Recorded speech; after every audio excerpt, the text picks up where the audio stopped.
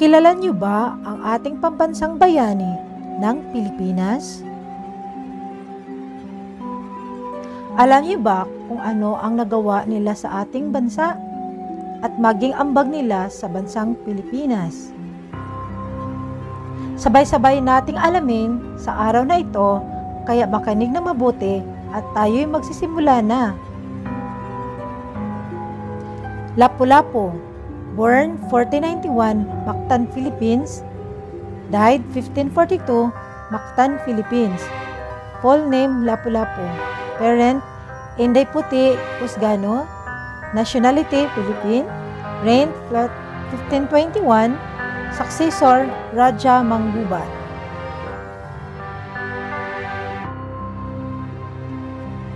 Lapu-Lapu.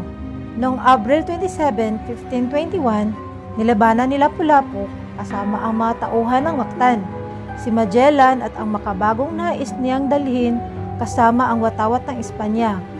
Sa pamumuno ni Lapu-Lapu, matagumpay na natalo ni Magellan at ang kanyang tauhan.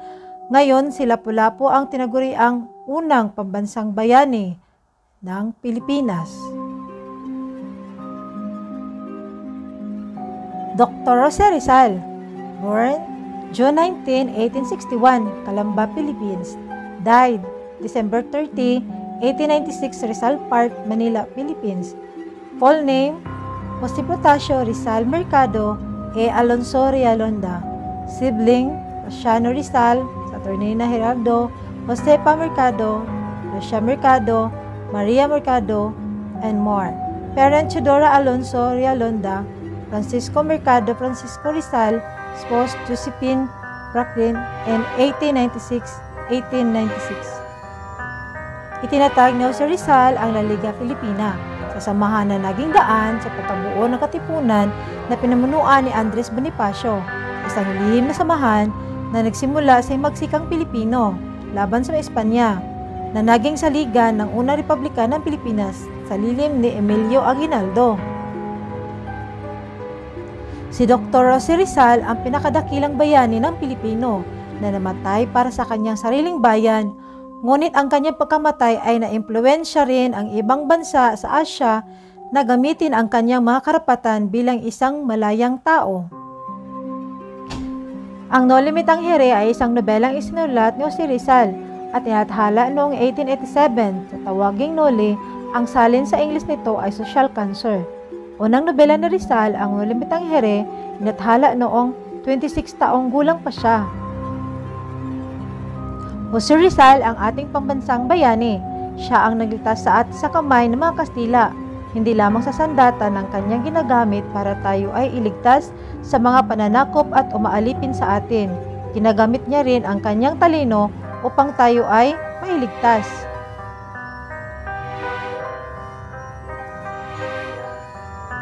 Ano-ano ang mga nagawang nobela ni Dr. Jose Rizal? Ang dalubhasang akdang No Limit Tangere noong 1987 at El Filibusterismo noong 1891 ay maituturing na post-kolonyal ng mga sulating dahil ang mga ito ay patuloy na pinag-aralan at ginagamit bilang kasangkapan sa pagpanulat at pag-alala sa karahasan at personal na karanasan ng lipunang Pilipino.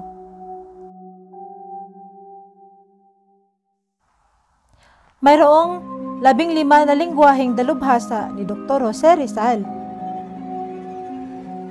Dalubwika ni Rizal ang kakaalam ng Arabi, Catalan, Chino, Ingles, Pranses, Aleman, Griego, Hebreo, Italiano, Hapon, Latin, Portuguese, Ruso, Sanskrit, Espanyol, Tagalog at iba pang mga katutubong wika. Unang nag-aral si Rizal sa kanyang bayan sa Calamba, Laguna. Ngunit bago pa siya formal na pumasok sa paaralan, sinimulan ng kanyang ina ni Teodora Alonso ang kanyang edukasyon. Nagsimula sa formal na edukasyon ni Rizal sa Calamba noong siya ay humigit kumulang 4 na taong gulang pa lamang. Nagtapos si Rizal sa Ateneo noong Marso 23, 1877. at natamo ang sa paaralan ang Bachelor in Artes.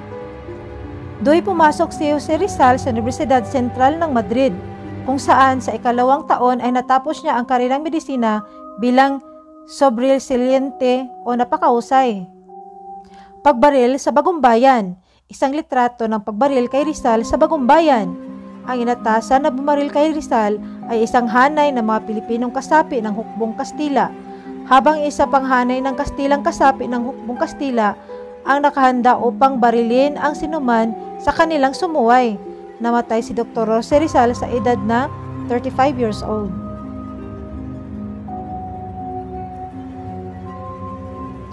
Kung nagustuhan niyo ang aking kwento, please like, share, comment, and subscribe to my channel. Thank you for watching!